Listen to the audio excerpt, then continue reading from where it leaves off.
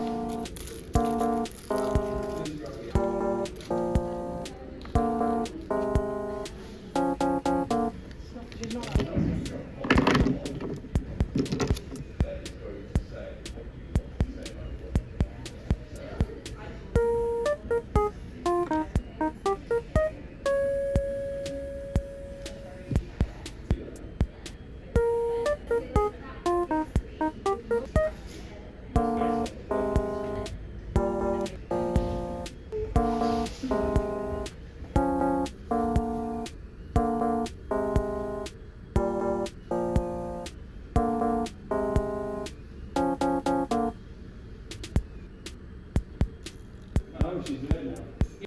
Dead? Wow, that's not a bit feeling that. Resin, it's kind of like so if you want to get some silver glass, I'll do the task. So we can stick them together.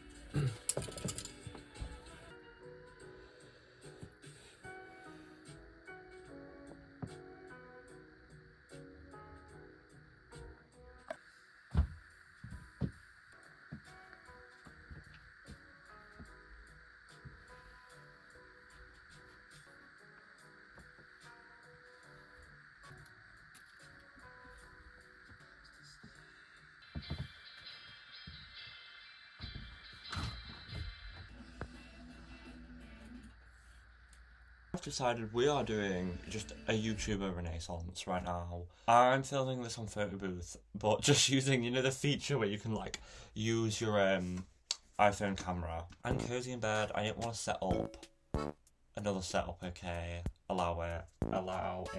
Let's answer some questions. Also, I have pink hair now. How fun is that? My mum said I look like an anime character, and I was like, I guess, if that's what you think, like, I'm okay with that. Okay, one of my questions was, what's been your biggest struggle at art school? Definitely finding my own niche and creating my own niche for my work. And by that I mean a lot of sort of contemporary fine art courses really put pressure on sort of understanding the context of contemporary art, being aware of what's going on in the contemporary art world, and sort of finding your place in that, or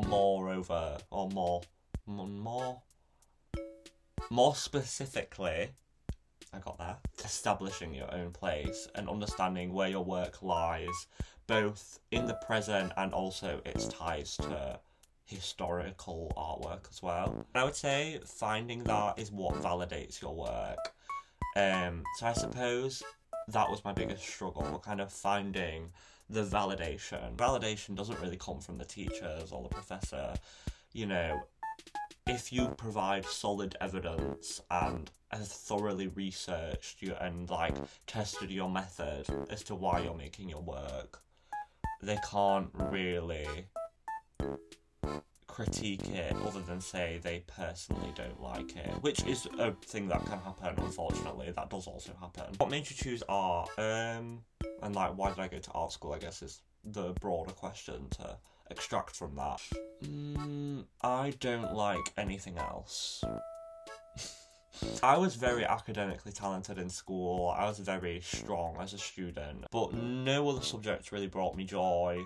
If I'm going to go to uni and pay £9 grand a year to go to university, it may as well be something I'm going to enjoy studying, you know? Where do I get my inspiration was another question.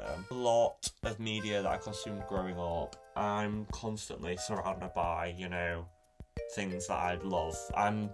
My boyfriend describes me as a magpie and says that I always have a bag with me and I've always got like a Game Boy and 8 crystals and blah blah blah blah blah, and every time we go somewhere or we get in the car and we're driving somewhere for a prolonged amount of time, I'll like slowly get everything out of the bag and like start placing it around. So I think to answer the question, I just got completely sidetracked for like a minute. I get my inspo from everything that I consumed, which is a lot of like anime, manga, Japanese media, Studio Ghibli, so much Nintendo. I played so much Nintendo growing up, it's quite bad.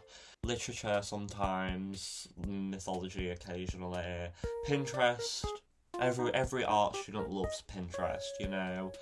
But I think if you get your inspiration from personal sources and you indulge in things that make you personally happy, not what other people tell you to like, if you really focus in on the taste that is unique and you've cultivated, you will therefore produce unique and cultivated work. I would say that is a very good bit of advice, actually.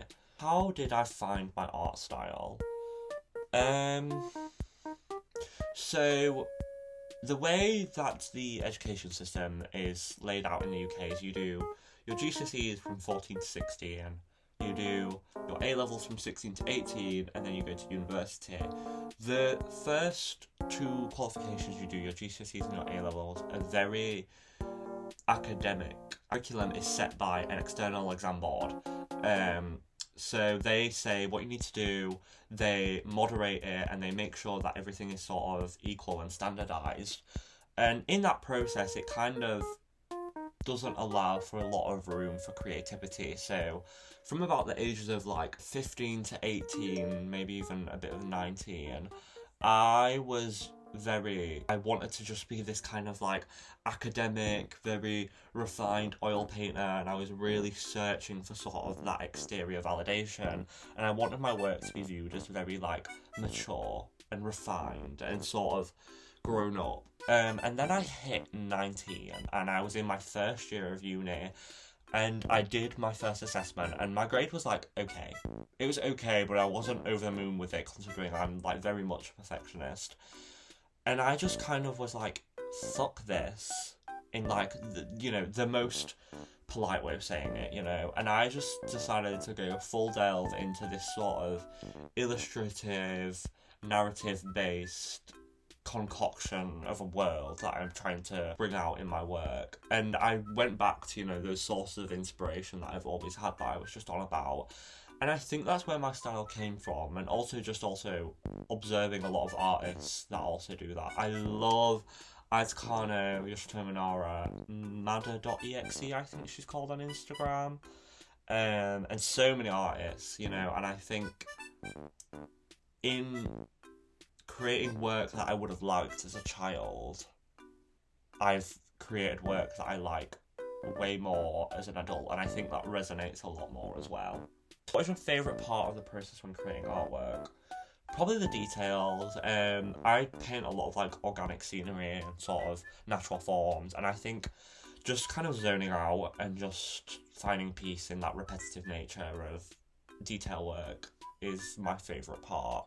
And also just mixing. I was trained as a painter like throughout my A-levels to use a palette very traditionally. I don't really use pre-mixed colours. I very much use like a warm and a cool set of the primaries for everything. And I've introduced a magenta into my paint palette as well, because it's hard to sort of get those like magenta fuchsia tones without it. Otherwise it kind of just looks like a muted pale red, How do you find the motivation to keep working in your free time? I feel so burned out in art school. My best advice to anyone is you're going to get thrown into the majority of your university courses, and you're going to have 10 hours of teaching time a week, maybe, max. This is in the UK system. And then you're sent off to go work your part-time job, make your money, and also do all your independent studies. So treat it like a 9-5 or a 12-7 or whatever shift you want to do, but treat it with some structure and allow yourself to create structure. And don't see all these videos of like people when they're like, oh, I'm waking up at 5 a.m, blah, blah, blah, blah, blah. It's not going to work for everyone. Some people don't like waking up early. Some people's circadian rhythms are completely different. But find a routine that works for you. Find a sort of system, Monday to Friday, Wednesday to Sunday, whatever, that works for you, and have that allocated time to do the work. And that kind of links into, in creating work, my art is a creative process. It is inherently, relying on human creativity. So you need to be nurturing that. You need to constantly be surrounded with things that inspire you, and you need to enjoy the work that you're making. Otherwise, it's painful. It's very painful to like constantly be trying to extract out a skill and use it in a way that you don't like. It's very draining to do that. So that's my advice. I hope this was kind of cute, a little chatty Q&A section in the middle of it. And hopefully, the audio issues will not happen again.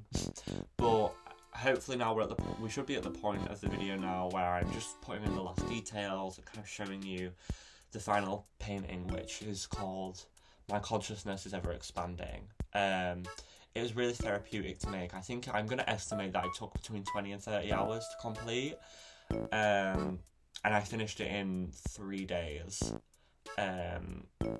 Mostly. I did the odd bit outside of that time period, but the majority was about 3 days over a set weekend. And it was a really therapeutic experience for me.